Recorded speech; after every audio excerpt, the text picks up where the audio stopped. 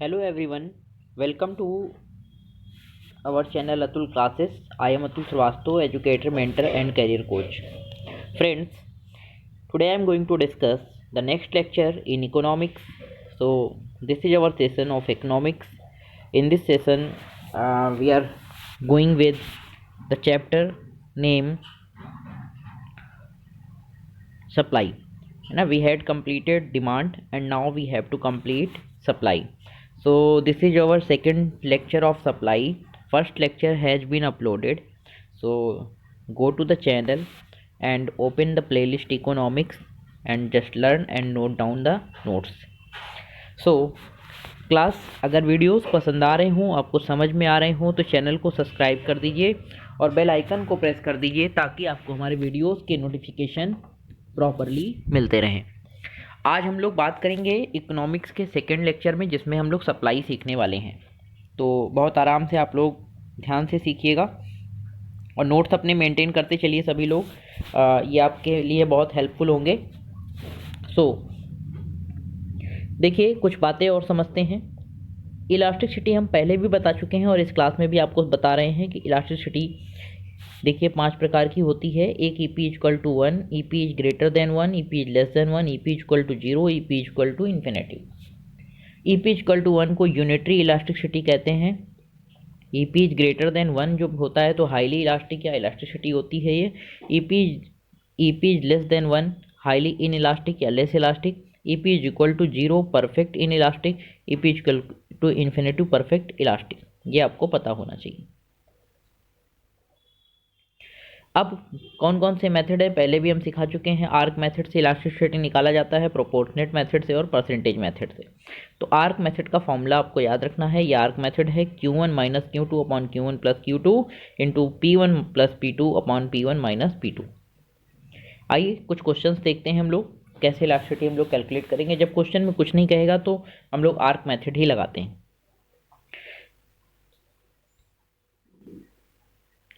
ध्यान दीजिएगा क्वेश्चन में कि if the price of goods x was 48, ठीक है, अगर किसी गुड्स का प्राइस जो है वो 48 है, देन क्वांटिटी सप्लाई 700 यूनिट, तब जो क्वांटिटी है वो 700 सप्लाई हो रही है। Price decrease up to 45, price 45 तक डिक्रीज हो गया है, तो देन क्वांटिटी सप्लाई 640, मतलब प्राइस के कम होने से क्वांटिटी की सप्लाई भी कम हो गई है। तो फाइंड इलास्टिसिटी। तो देखिए बिल्कुल Q1 minus Q2 upon Q1 plus Q2 into P1 plus P2 upon P1 minus P2, ये फॉर्मूला आप लगाएंगे और इससे सॉल्व करेंगे इस क्वेश्चन को, तो ऑटोमेटिक आपका ये आंसर आ जाएगा सॉल्व करने पर 1.15, जो कि ई पी इज ग्रेटर देन 1 का सिंबल है। ई पी 1 से ज़्यादा है इसलिए ये हाईली इलास्टिक है। ठीक है, सॉल्व करके खुद से आपको देखना है इस क्वेश्चन को। ठीक है, वीडियो को बैक करके क्वेश्चन को देखिएगा तो आपको और आराम से सोल्यूशन समझ में आएगा। ठीक है, आइए हम लोग अब बात करते हैं। इसके बाद एक चीज़ और समझिए, in the case of supply answer always will be positive. ठीक है, तो आंसर को पॉजिटिव ही रखना है। नेक्स्ट देखिए, अगला क्वेश्चन है if price of goods was decrease by 23%। यहाँ परसेंटेज दे दिया, तुरंत समझ लेंगे परसेंटेज मेथड। परसेंटेज मेथड का फॉर्मूला क्या होता है हमेशा याद रखना, percentage change in quantity upon percentage change in price. ठीक है, तो 23% से क्या है कि प्राइस जो है गुड्स का डिक्रीज हो रहा है, घट रहा है, और supply of goods was also decrease, supply भी डिक्रीज हो रही है 1200 यूनिट से 1080 यूनिट। तो फाइंड इलास्टिसिटी। तो देखिए इन्होंने क्या किया है कि प्राइस की परसेंटेज तो दे दिए हैं, क्वांटिटी का परसेंट हमें नहीं दिया, क्वांटिटी में केवल इन्होंने वैल्यू दी है। तो क्वांटिटी के परसेंट को निकालना पड़ेगा हमको। क्वांटिटी का परसेंट कैसे निकालेंगे ये बताइए। क्वांटिटी का परसेंट आप कैसे निकालेंगे? प्राइस का तो दिया है, तो प्राइस का 23 दिया है, प्राइस का 23 हमने रख दिया। देखिए प्राइस का 23 हमने ये वाला परसेंटेज हमने रख दिया यहाँ पे। लेकिन क्वांटिटी के परसेंट के लिए आप क्या करोगे समझो। क्वांटिटी 1200 से 1080 हो गई है, 1080। सो 20 यानी 120, तो 120 का डिफरेंस है। ठीक है, तो 120 कितने पे डिफरेंस हुआ है? 1200 पे। तो क्वांटिटी कितने परसेंट से डिक्रीज हुई है?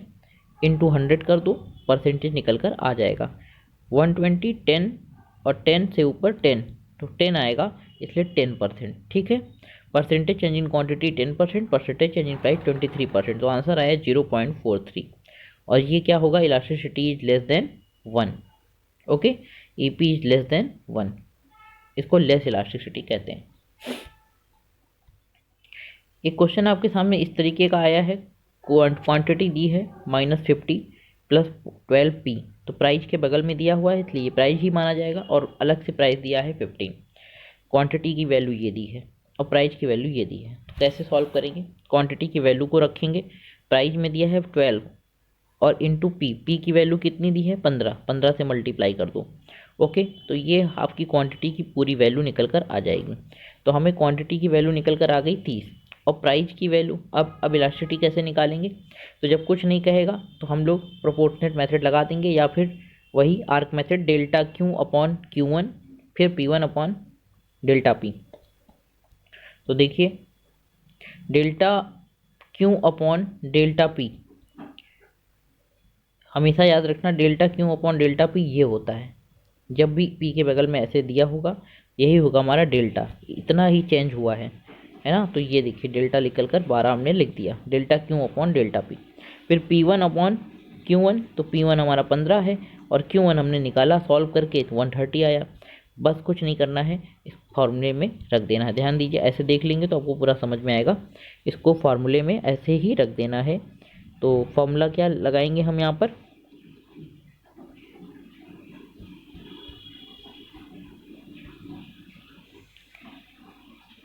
इस फार्मूले में रख देना है।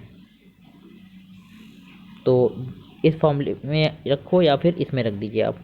तो देखिए delta Q upon delta P की वैल्यू 12 है, तो यहाँ पे 12 आ गया, into P1 upon Q1, P1 15 है, Q1 हमारा 130 है। बस सॉल्व कर दो, 15 से इसमें कट करिए, जो भी आए इसकी वैल्यू इससे डिवाइड करिए और आंसर आ जाएगा 1.38। और ये देखिए 1.38 आंसर आ गया। तो ये EP इज ग्रेटर देन 1 है, इसलिए इलास्टिसिटी हाईली होगी। ठीक, इस तरीके का क्वेश्चन आपके सामने जब भी आएगा तो ऐसे ही सॉल्व करेंगे। यहाँ पर भी देखिए delta P upon delta Q दिया है 10p, तो यहाँ भी वैसे ही सॉल्व होगा। बिल्कुल, आप इसको खुद से सॉल्व करिएगा, क्वेश्चन देख लीजिए, इसको आप खुद से सॉल्व करेंगे। ठीक, ना आए तो आप ये सोल्यूशन देख सकते हैं आराम से। ठीक, ओके।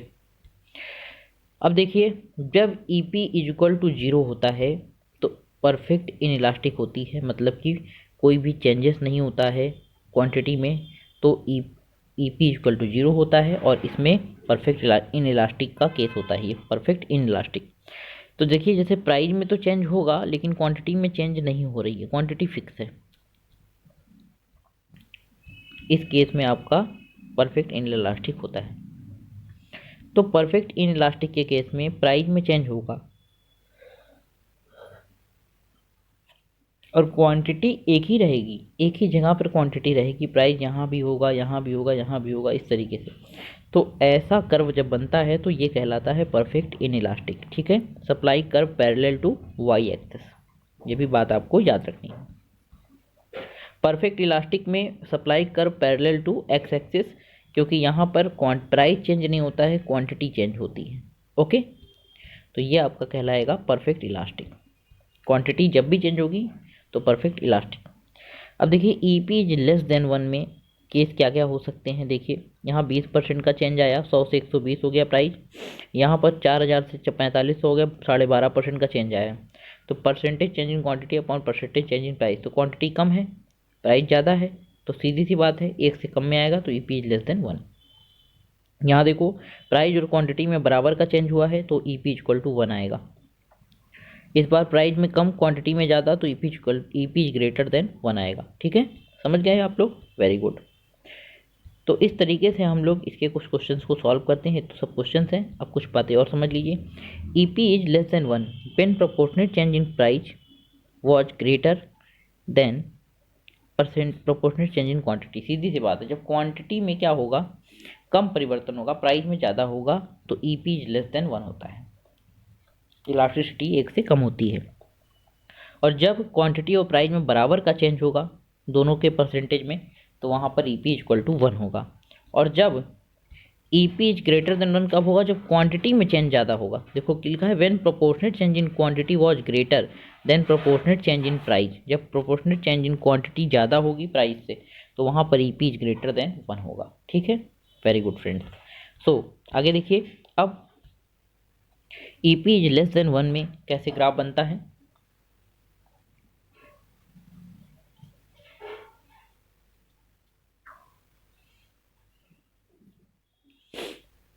देखिए क्वांटिटी में चेंज कम है, गैप देखिए कम है, प्राइस में गैप ज़्यादा है। तो प्राइस ये P1 है, ये P1 है, ये P2 है, और ये हमारा क्या है इधर वाला, ये Q1 है और ये Q2 है। इस तरीके से आपको देखना है ना। और अब देखो इसको बस ऐसे मिला देना है तो ये आपका आ जाएगा left to right upward fastly slope EP is less than 1 supply के केस में। अब इसमें क्या है,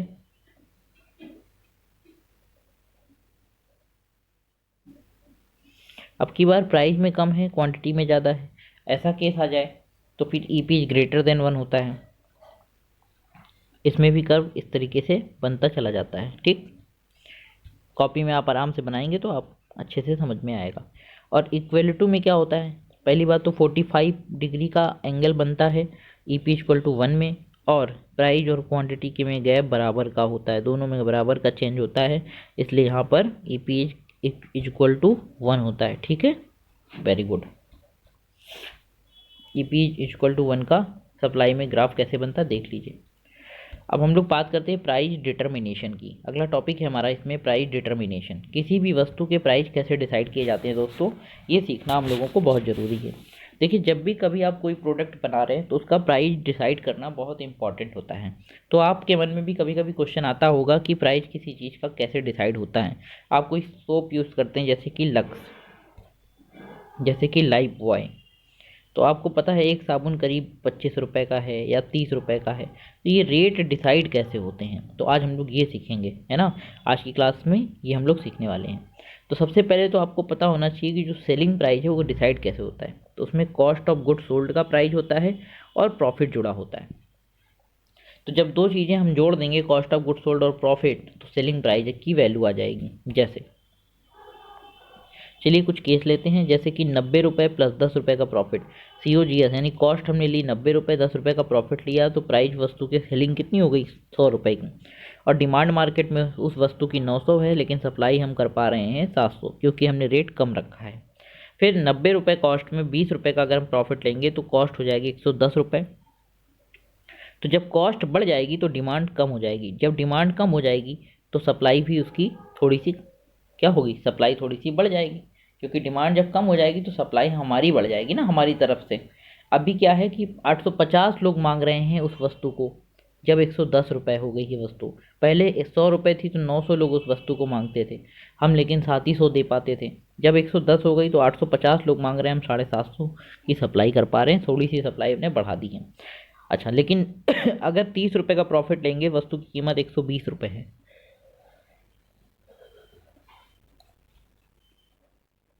तो इसमें देखिए डिमांड 800 हो गई और सप्लाई भी 800 हो गई। दोनों बातें समझ में आ गई, समझो ध्यान से। अब यहाँ पर क्या है, रेट बढ़ गया, और जब रेट बढ़ गया, एक सेकंड जब रेट आपका बढ़ गया, देखिए अब 30 रुपये प्रॉफिट लेंगे तो रेट 120 हो गया। जब रेट बढ़ गया तो और भी थोड़ा कम लोग मांगेंगे, 50 और कम लोग मांगने लगे, डिमांड 800 हो गई।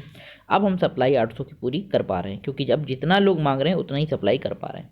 लेकिन अगर प्रॉफिट और ज़्यादा लेंगे तो डिमांड हमारी कम हो जाएगी लेकिन सप्लाई हमारी ज़्यादा हो जाएगी, और प्रॉफिट और ज़्यादा लेंगे तो डिमांड तो एकदम ही कम हो जाएगी और सप्लाई एकदम ज़्यादा हो जाएगी। तो हमें कैसे पता चले कि वस्तु की कीमत क्या रखें, तो मुझे लगता है कि वस्तु की कीमत 120 रुपये रखा जाए, यही वो पॉइंट है जिसे इक्विलिब्रियम पॉइंट कहते हैं। और इसी पॉइंट पर हम लोग अपनी वस्तु का प्राइस डिसाइड कर सकते हैं, जहां डिमांड और सप्लाई बराबर होगी और क्लोजिंग स्टॉक बचने की संभावना कम होगी। स्टॉक नहीं बचेगा, रेट ऐसा रखा जाता है जहां डिमांड और सप्लाई बराबर हो। ठीक है, वेरी गुड। तो इसी को इक्विलिब्रियम पॉइंट कहते हैं। और इस पॉइंट में कर्व कैसे बनता है देख लीजिए। आपको पहले प्राइस 0, फिर प्राइस 1, फिर प्राइस 2, ऐसे तरह क्वांटिटी 0, 1, 2, और बस कुछ नहीं करना है। आराम से इनको आपस में मिला देना है।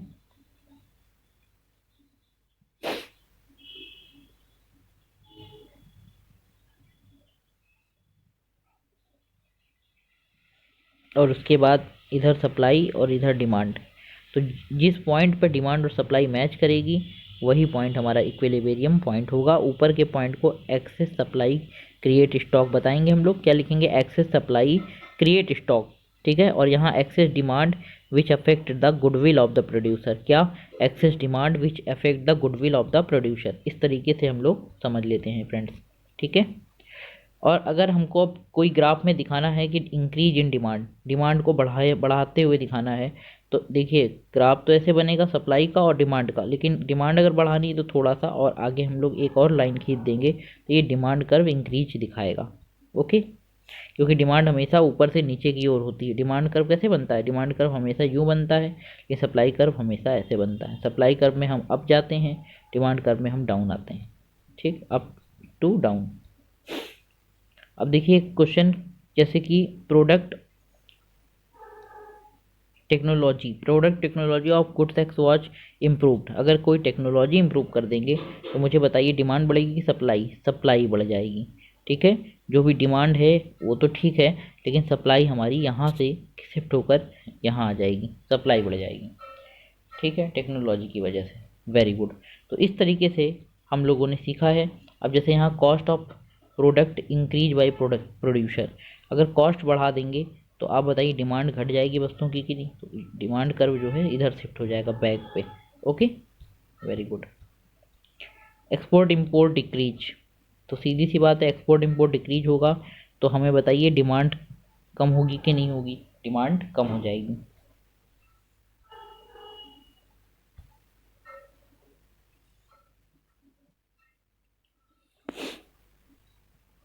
Price of substitute goods was increase, अगर सब्सटीट्यूट गुड्स का प्राइस बढ़ जाएगा, मान लीजिए कि टी का प्राइस कॉफ़ी की तुलना में बढ़ गया, इसका बढ़ गया, टी का बढ़ गया, टी का इंक्रीज हो गया, कॉफ़ी का डाउन हुआ, तो क्या है? अगर सब्सटीट्यूट गुड्स का वॉज इंक्रीज, प्राइस अगर सब्सटीट्यूट गुड्स का इंक्रीज होगा तो बताइए दूसरे गुड्स की क्या होगी डिमांड? इसकी डिमांड क्या होगी? इसकी डिमांड, कॉफ़ी की डिमांड बढ़ेगी, कॉफ़ी की डिमांड बढ़ेगी, तो कॉफ़ी की डिमांड देखो बढ़ गई। डिमांड कर्व हमेशा इक्विलिब्रियम से ऊपर आ गया, देखो शिफ्ट हो गया ऊपर की तरफ, D1, ये जो है ये D1 है। तो इस तरीके से हम लोग समझते हैं कि हमें यहाँ पे कर्व कैसे बनाना है। इसी के साथ हमारा सप्लाई का जो चैप्टर है दोस्तों वो ओवर हो गया है। तो फिर मिलेंगे नेक्स्ट वीडियो में, और नया चैप्टर बहुत ध्यान से समझिएगा, बहुत इंपॉर्टेंट चैप्टर है। चैप्टर का नाम है कंज्यूमर बिहेवियर। कंज्यूमर बिहेवियर का पूरा चैप्टर आपका एक वीडियो में कंप्लीट करने की कोशिश करेंगे। अब हर आने वाले लेक्चर में एक चैप्टर एक वीडियो में कंप्लीट होगा, जिससे आपका ज़्यादा टाइम वेस्ट नहीं होगा और आप इकोनॉमिक्स की थ्योरी को बहुत आराम से समझ पाएंगे और रिवाइज कर पाएंगे। तो दोस्तों फिर मिलेंगे नेक्स्ट वीडियो में। अगर वीडियो पसंद आ रहा है तो लाइक ज़रूर करिएगा। आप लोग लाइक नहीं करते हैं, देख लेते हैं और भाग जाते हैं, तो ऐसा मत करिए। हमें भी मोटिवेशन की ज़रूरत होती है। जब आप हमें मोटिवेट करेंगे तो हम आपके लिए और मेहनत करेंगे और आपके लिए ऐसे हर सब्जेक्ट के कोर्स लेकर आएंगे। हर एक सब्जेक्ट का मैं पूरा थ्योरी का कोर्स एक चैप्टर वाइज अपलोड कर दूंगा अपने चैनल पे, जिससे कि आप जिस भी सब्जेक्ट की तैयारी कर रहे हैं बहुत आराम से आप कॉमर्स में स्पेशली कर पाएंगे, ठीक है। कॉमर्स को लेकर मैं बहुत फोकस करूंगा अपने चैनल पर।